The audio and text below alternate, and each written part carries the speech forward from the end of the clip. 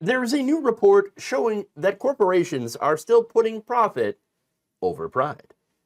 This is according to a new report in Popular Information. More than 24 companies claiming to be allies of the LGBTQ+ community have been funneling millions of dollars in political contributions to anti-gay and anti-trans conservative lawmakers. Because, of course, no one here should be shocked.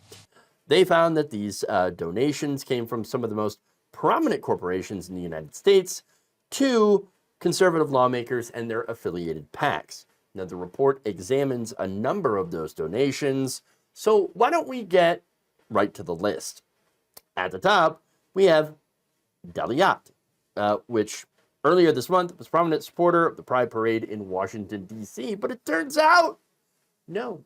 Their corporate website, however, proclaims that we are dedicated to elevating the voices, perspectives, and stories of those within our Pride community. Our social campaign, Pride is Eternal, is part of our promise to elevate and celebrate the diversity of our two LGBTQIA+ colleagues. When our people speak, we seek to listen, embedding respect in everything we do. Yes, when people speak, we listen, and then we ignore what they say, because money talks, all right? According to their report, since November 8th, 2022, Deloitte has donated at least $679,000 to vehemently anti-LGBTQ federal and state politicians, including $365,500 donated by their corporate PAC to the campaigns and leadership PACs of 51 members of Congress that had received a 0 rating on the latest congressional scorecard produced by Human Rights Campaign.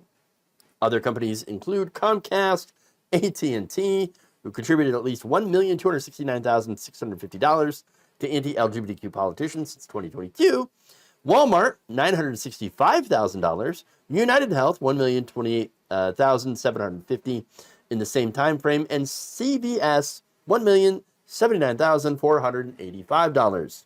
There's also Amazon, Home Depot, Verizon, Google, Pfizer, and Delta Airlines. Here's a list. Got a handy dandy graph over here. Charter Communications, CBS, United Health Group, Pfizer, Walmart, GM, Home Depot, Google, Amazon, UPS, Microsoft, Visa, on and on and on. These companies have been giving to the worst kinds of people. For example, AT&T, gonna pick on them. Their PAC gave $10,000 to Alabama Governor Kay Ivey, who this year signed a bill that, among other things, prohibits individuals at state universities from using bathrooms consistent with their gender identity. Now, look, considering how trans people continue to be victimized for using any bathroom, this is especially heinous. I mean, if you're a trans woman and you use the women's bathroom, well, you're going to get in trouble. In a lot of red states specifically, you're outlawed from doing that, or you face major issues. However, if you use the men's bathroom, you end up also getting your jaw broken. This is what happened to 17-year-old Cobalt Sovereign, who identifies as a trans woman. She said, I try to use any gender-neutral or family restroom options if they're available. But when I'm not given that option, I use the men's restroom because it's what makes everyone around me the least amount of uncomfortable. And making other people uncomfortable is something that I tried not to do. It's from one of my worst fears. This is from Cobalt Sovereign's interview with CNN's Caitlin Collins. So wait, she's a trans girl, okay? And I thought Republicans, the right wing, wanted trans girls to use the bathroom, the men's bathroom, okay? The one consistent with the sex that they were born with. She does, and she gets assaulted. Wait, hold on here. So she does what conservatives want, gets attacked. If she doesn't do what conservatives want, she's still going to get attacked. So where is she supposed to go? Well, the answer is nowhere. They don't want her to use the bathroom at all.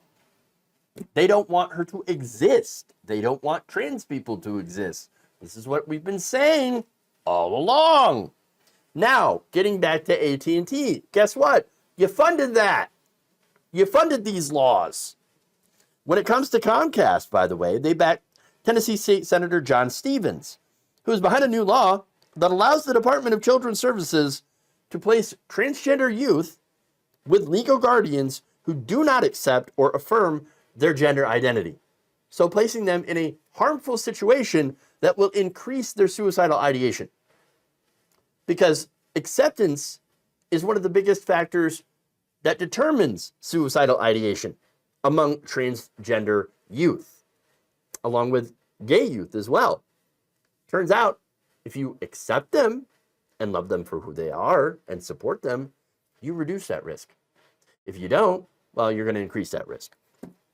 Now, in Ohio, Walmart's contributions had bankrolled the campaigns of 8 lawmakers who successfully pushed a law this year that bans gender-affirming care for trans youth.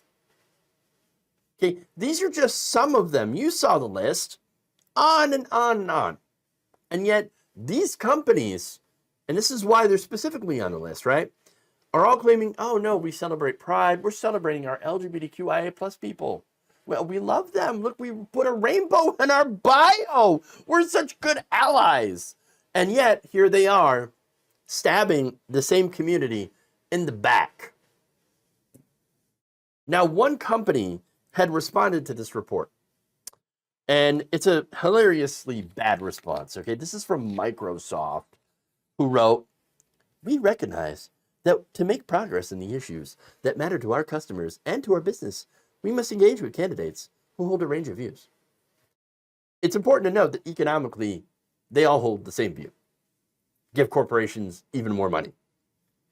Given the breadth of our policy agenda, which is to make more money, it's unlikely that we'll agree with any candidate on every issue. Only the ones that matter, money. But we've learned that engagement, even with individuals who hold different positions, is an essential part of achieving progress." What exactly here is, how is this engaging and changing their views or actions on this issue? It's not. It's not. It does, though, however, do one thing. It gives Microsoft tax breaks. It gives all these companies tax breaks. It gives them incentives. It gives them special treatment by the government. It gives them deregulation, on and on. Republicans give out corporate tax cuts like candy. Okay, they're the two Santas, right? They go out and they say, well, corporations, we're going to give you everything you want, everything, just as long as you continue funding my campaigns. And that's exactly what happens. They're going to make sure that Republicans win elections by funding them. That's it. Sometimes they'll fund both sides. So no matter what, they still end up winning in the end. Doesn't matter if what you're funding is hurting the LGBTQ plus community, as long as we get our return on investment and understand that that's what this is all about. This is why every June, people end up rolling their eyes at all of these companies that slap a rainbow on their social media profile and think that, no, we're celebrating Pride, we're supporting the LGBTQ plus community, when in reality, no, they're not, because it doesn't mean anything. It's just a gesture. It's not being a real ally. A real ally means putting some of your money on the line to support the human rights of this community. Thank you for watching. If you enjoyed this video, please like, share, subscribe, hit the bell icon in order to get notified whenever a new video is released.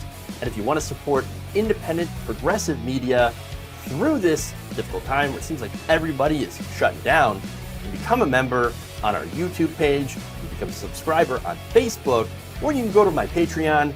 It's patreon.com/Jeff Waldorf. Thank you.